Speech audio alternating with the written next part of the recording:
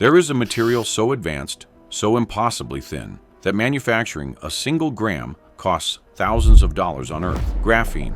Carbon sheets only a few atoms thick, stronger than steel, lighter than air. The backbone of future technology. Scientists spend years trying to produce it in sterile laboratories with precise temperatures and careful chemical processes. Every sheet requires controlled environments and specialized equipment. But in June 2024, Chinese researchers opened a container of lunar soil and found something that should not exist. The moon had been manufacturing graphene on its own for billions of years, in absolute silence, without anyone watching, and that was only the beginning of what the far side had been hiding. 15 minutes of silence. Chang'e. He had spent 6 years preparing for a moment he could not control. As flight director for Chang'e 6, he had overseen every calculation, every simulation, every contingency plan. His team had rehearsed failures they hoped would never happen. They had mapped terrain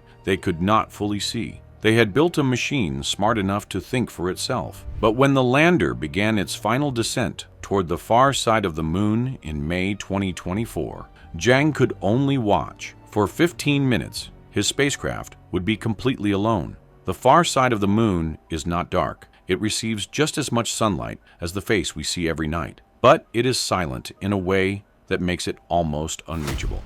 Radio waves do not bend around corners. The moon itself acts as a wall of rock, blocking every signal between Earth and the hidden hemisphere. China had launched a relay satellite called Queqiao years earlier to bridge that gap. The name means Magpie Bridge, and it sits in a special orbit where it can see both Earth and the far side simultaneously. But during landing, even that bridge could not keep up. Commands arrived too late to matter. Corrections came after the moment had passed. The machine had to think for itself. In the control room, screens showed trajectory data updating in delayed fragments. Chang'e watched the altitude numbers fall. 8 kilometers, 5, 2. Each number arrived seconds after the reality it described. The target was the South Pole Aitken Basin, a wound stretching over 1,500 miles across, punched into the moon more than 4 billion years ago by an impact so violent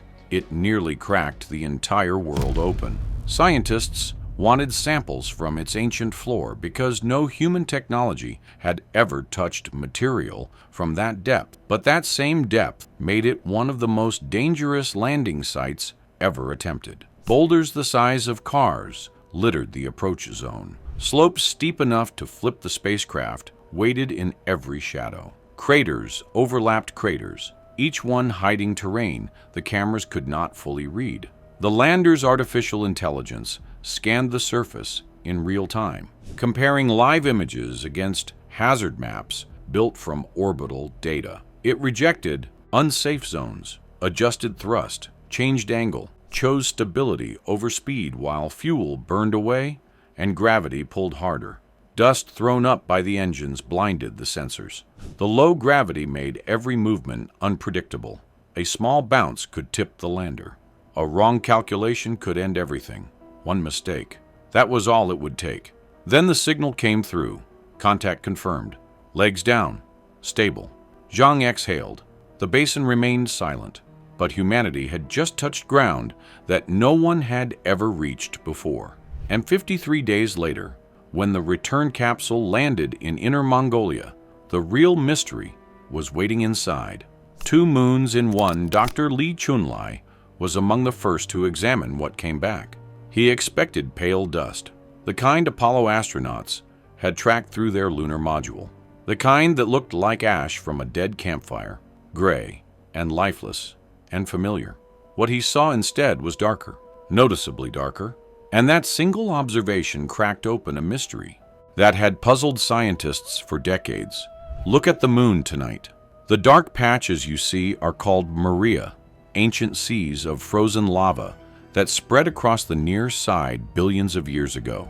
They formed when molten rock erupted and cooled into smooth plains that reflect less sunlight. But the far side has almost none of these dark plains. It is brighter, rougher, covered in craters piled on craters with no volcanic floods to soften the view. For years, researchers could describe this contrast, but could not explain it with fresh evidence. Chang'e 6 finally delivered the answer. The moon is not one world. It is two geological personalities fused into a single body. The near side had more radioactive elements generating heat in its interior. That heat kept magma fluid and allowed lava to punch through a thinner crust again and again, painting the dark Maria that humans recognize. The far side was different. Its crust grew 20 kilometers thicker. Its interior stayed cooler by hundreds of degrees. Lava could not break through that lid. Two hemispheres, two thermal histories, one moon carrying a split personality for 4 billion years. That revelation alone would have justified the entire mission. But the soil held secrets that went far deeper than anyone expected. If you are still here, you are about to learn something most people will never know. Subscribe now so you do not miss what comes next. Carbon from chaos. Under the microscope, researchers found structures that should only exist in laboratories. Graphene, carbon arranged in sheets only 2 to 7 atoms thick, wrapped around mineral grains, like delicate shells. The same material that costs fortunes to manufacture on Earth was sitting in lunar dust, fully formed, waiting to be discovered. But here is the catch. The moon has no atmosphere, no chemistry, no factories, no biological processes. There is no known mechanism that should produce graphene in a dead, airless world, baked by radiation and frozen by shadow. Unless you count violence. Every day, the lunar surface is bombarded by micrometeoroids traveling at tens of thousands of miles per hour. Without air to slow them down, even tiny grains deliver enormous pressure for a split second when they strike rock. In that instant, carbon atoms in the soil are squeezed, superheated, and forced into new crystalline patterns. Then they cool so quickly that the structure locks permanently in place. The moon has been running this experiment for billions of years, impact after impact, shock wave after shock wave, building graphene in silence, while humanity spent decades trying to replicate the process in expensive clean rooms. This changes everything, because if graphene exists naturally in lunar dust, then the soil itself becomes a resource worth fighting over. Lightweight composites for spacecraft hulls, protective coatings for habitat walls, conductive materials for electronics and power systems, all harvested from dirt that astronauts once considered nothing more than a nuisance to sweep away. The far side was not barren. It was a factory no one recognized.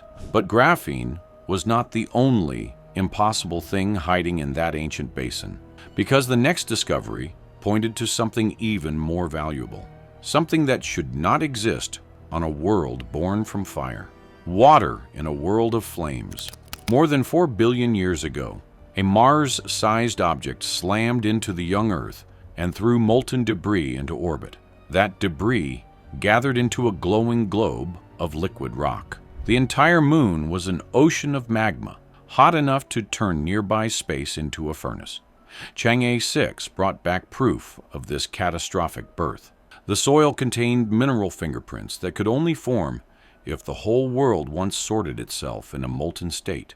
Heavy minerals sinking towards the core, light feldspar crystals floating upward like foam on a burning sea. An ancient ocean of fire, slowly freezing into the bright highlands we see today. A moon born from that kind of heat should be bone dry. Every drop of water should have boiled away in the first million years. But here is the catch. Researchers found water locked inside impact glass beads scattered through the returned soil. Solar wind hydrogen bonds with oxygen in the glass, and the beads act as tiny sealed reservoirs. Studies estimate this process could store hundreds of trillions of kilograms of water across the entire lunar surface. Other scientists discovered hydrated minerals containing over 40% water by weight. Not contamination from handling, not spacecraft residue.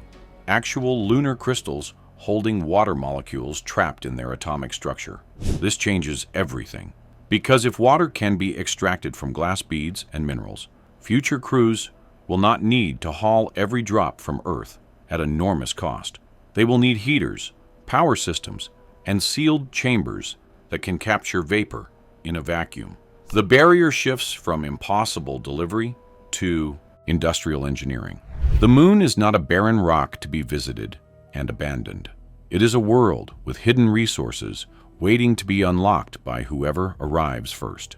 What the far side knew: 4 pounds of ancient dust now sit in laboratories across China. Inside that dust is evidence of 2 different moons sharing one body. Carbon structures born from billions of years of violence that humans pay fortunes to recreate in controlled environments. Water hidden in glass beads and crystal lattices on a world that should be completely dry. Minerals that whisper of an ocean of fire that burned before Earth had stable oceans. The far side kept these secrets for 4 billion years, silent, patient, waiting for someone to finally reach across the void and listen. Now the question is not whether we understood the moon.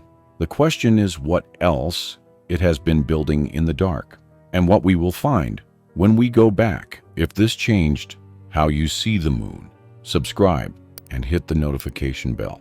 More deep dives into discoveries like this are coming. See you in the next one.